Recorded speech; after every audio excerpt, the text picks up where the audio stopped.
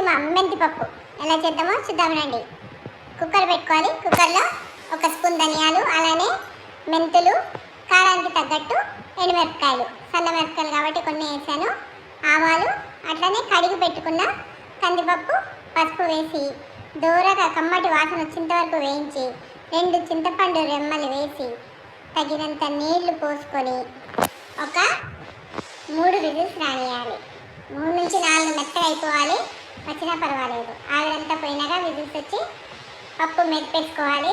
ఆ పచ్చిమిరపకాయ ఎండుమిరపకాయలు అంతా మెదిగిపోవాలి, పప్పులో కలిసిపోవాలి. అంతసేపు మెదుపుకున్నాక తగినంత ఉప్పేసి కొంచెం వేడి నీళ్ళు పోసి 1 నిమిషం పాటు ఉడకనిచ్చారనుకోండి, రాయలసీమ స్పెషల్ మెంతిపప్పు రెడీ.